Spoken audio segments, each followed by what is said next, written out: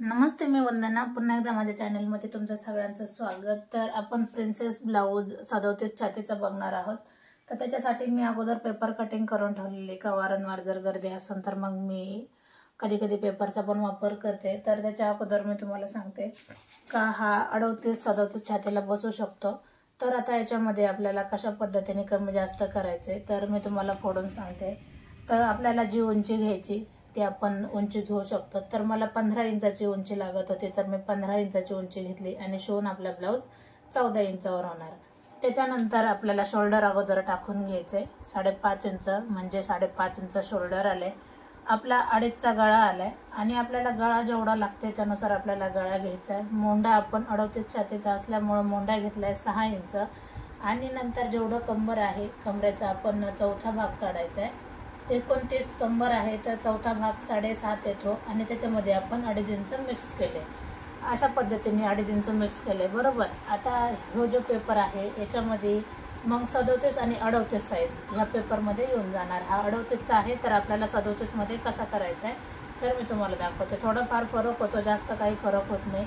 तर मग मी अगोदर जसं पेपर आहे तशी कटिंग करून घेतली, म्हणजे ही लाईन इथपर्यंत येते.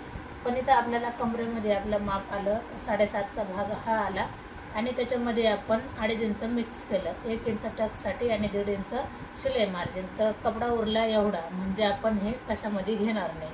आता 38चं जर माप असतं तर कंबर 30-31 असतं तर हे माप एकदम परफेक्ट होऊन गेलं असतं. मग आता आपण तिरकी लाईन आपण इथपर्यंत घेतली जिथे आपला कमरेचा भाग आला. आता आपण क्रॉस पट्टी कुठे ॲडजस्ट करायची तुम्हाला ते दाखवते. आता क्रॉस पट्टी आपण लांबीला घेऊ शकतो. जरी जास्त झाली तर आपण कट पण करू शकतो. लांबी म्हणजे इकडच्या बाजूने आणि रुंदी म्हणजे ही. तर आपण रुंदीमध्ये आहे एवढीच ठेवायची, कुठं कमी जास्त नाही करायची. उलट आपण क्रॉस पट्टी आहे एवढी जरी ठेवली तरी चालते, कारण आपण कमरेचा हा भाग आपला कट झाला आहे. तर मग जेवढं आहे तेवढं आपण ठेवून घेऊ. आता दुसरी गोष्ट कमी अजून कशामध्ये करायचं तर ते पण मी तुम्हाला दाखवते. तर जिथं ॲडजस्ट होईल तिथं आपल्याला पॅटर्न ठेवून घ्यायचे. आता हा झाला फिटिंग कटचा भाग. तो कसा झाला मी तुम्हाला दाखवते.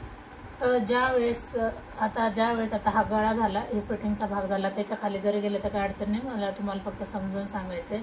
ज्यावेळेस आपण अशा पद्धतीने प्रिन्सेस भाग हा जोडतो तर ही फिटिंग झाली. बरोबर. आता कमरेचा भाग पण हा फिटिंगचा झाला. मग आपलं हा कमरेचा भाग फिटिंगचा झाला, पण आपलं जेवढं हे उरते तर आपण याच्यामध्ये आपण कमी करणार. आता आपण अगोदर आखून घेतले. बरोबर. आता आपल्याला काय करायचंय, एवढा टेप ठेवायचा आहे, म्हणजे 1 इंचावर आपण मार्क करणार आणि नंतर आपण याला कटिंग करणार. खूप सविस्तर माहिती आहे, अजिबात व्हिडिओ कुठं पळवला नाही, जसं मी तुम्हाला दाखवते त्यानुसारच आहे. ही लाईन कशात नाही, कारण मी असं आखून घेतलेलं म्हणून ही लाईन पडली. मग आपल्याला अशा पद्धतीने कट करायचं आहे. आता हे झालं सगळं.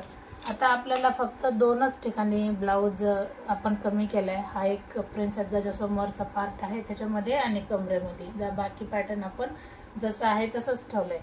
काय होतं, ज्यावेळेस गर्दी असते त्यावेळेला भरपूर सारं काम पडतं आणि मुश्किल होऊन जातं. हर वेळेला आपण दरवेळेला मापं काढायचे आणि नंतर त्याचा यूज करायचा. तर मग मी जे तुम्हाला पेपर कटिंग दाखवते मी तेच सगळे जपून ठेवते आणि त्याच्यानंतर मग मला जर जास्त कामाची गर्दी असेल तर मग मी अशा पद्धतीने तुम्हाला दाखवण्याचा प्रयत्न करते. तर त्याच्यामध्ये पण कमी जास्त कसं केलं मी तुम्हाला ह्या व्हिडिओमध्ये नक्कीच समजून सांगितले आणि याच्या अगोदरच्या पण व्हिडिओमध्ये मी तुम्हाला समजूनच सांगितले. तर कस्टमरचा मी तुम्हाला ब्लाऊज स्टिचिंग व्हिडिओ पण मी दाखवणार हाच, आणि आपला कटिंग व्हिडिओ तर तुम्ही पाहिलाच. आणि जर तुम्हाला याच्यावरच जर पेपर कटिंग पाहिजेच असेल, माप कसे टाकले, तर कमेंट करा. तुमच्या कमेंटनुसार मी नक्कीच व्हिडिओ बनवेन.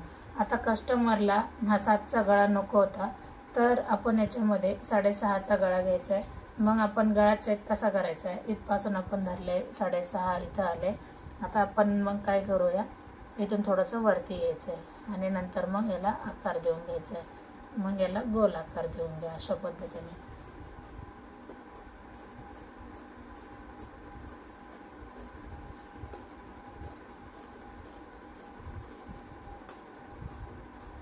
काही डाऊट असतील तर नक्की डाऊट सांगा तुम्ही. जसं कमेंट करता त्यानुसार मी व्हिडिओ काढायला प्रयत्न करेन. कारण मी कमेंटनुसार हर एक व्हिडिओ बनवलाय.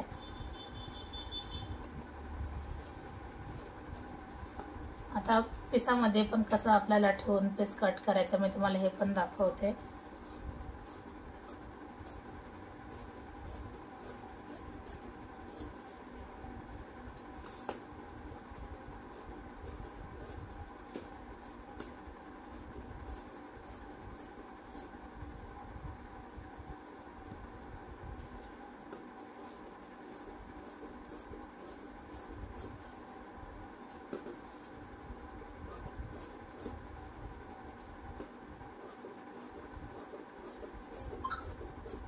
अशा पद्धतीने जवळजवळ आपले याची कटिंग पूर्णच झाली. तर मी तुम्हाला दाखवणार आहे याच्यासोबत बाही कटिंग कशी करायची. तर कस्टमरची 9.5 इंचाची बाही होती, तर ती कशा पद्धतीने कट करायची. आणि बऱ्याचदा काय होतं, ज्यावेळेस आपण 8-10ची बाही शिवतो तर बऱ्याच जणांना चोन वगैरे येते ज्यावेळेस आपण घालतो त्यावेळेला. तर तसं न होता पण तुम्ही कटिंग पूर्ण बघा, म्हणजे तुमच्या लक्षात येईल आणि ते पण डाऊट तुमचे क्लिअर होऊन जाते. तर असा आपला हा गळा पण पूर्ण कट झालाय.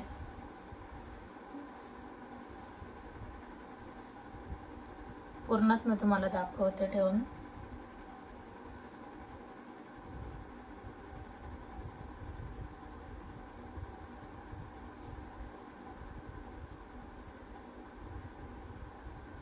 अशा पद्धतीने जवळजवळ पूर्ण याची आपली कटिंग ही पूर्ण कंप्लीट झाली. आता मी तुम्हाला सांगते का कशा पद्धतीने आपली बाही कटिंग करायची. तर आता आपल्याला मोंडा मी तुम्हाला सांगितलंय, आपल्याला मोंडा चेक करायचा असेल तर तो कशा पद्धतीने काढायचा. कारण बऱ्याचदा काय होतंय, सगळ्यांनाच समजतंय असं नाही. कारण कोणी नवीन जर असेल तर त्यांचे डाऊट असतात. थोडं जरी डाऊट असेल तरी पण त्यांना कन्फ्युज होऊन जातं का आता याची पुढची कटिंग कशी करायची.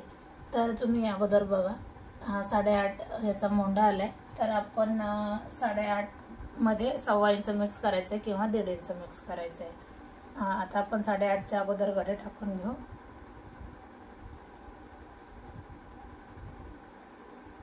जवळजवळ आपण 10चे जरी घडे घेतले ना 38 छातीला तरी पण चालते. आता आपल्याला 4 पदरे जर घडी पूर्ण 10चे लागत असेल तर ते शक्य नाही, कारण अस्तर आपलं एवढं बसतच नाही. तर आपण फक्त ह्या 2 लेअरला जॉईंट देणार.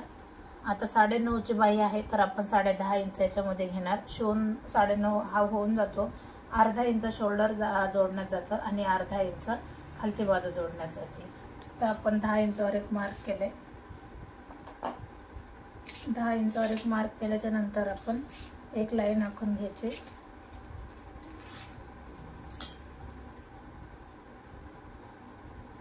दहा इंचावर आता आपण तसंच जी आपली घडी होती मोंड्याची 8.5 इंच, तर मी तुम्हाला ते पण दाखवते.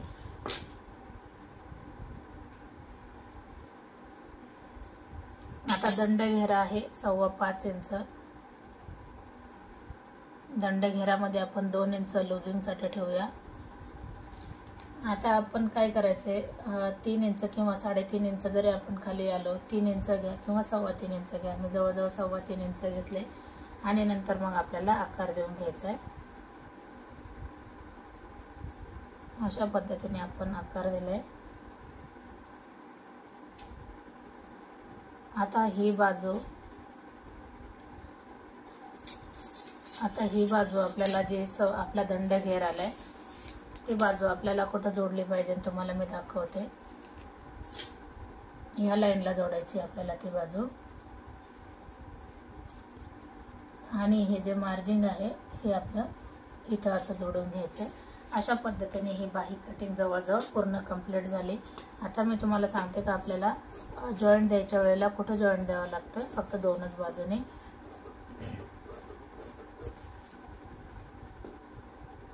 तर आपल्याला जॉईंट फक्त एवढाच द्यायचा आहे. अशा पद्धतीने आपली बाही पूर्ण कटिंग झाली. तर आपण बघूया. कस्टमरच्या म्हणण्यानुसार कस्टमरला हा ब्लाऊज खूप सुंदर आला. 3 पीसमध्ये 37 छातीचा हा ब्लाऊज आहे. तर व्हिडिओ कंटिन्यू बघा, कारण कुठेही अजिबात शोल्डर उतरला नाही किंवा फिटिंग एकदम व्यवस्थित आली. आणि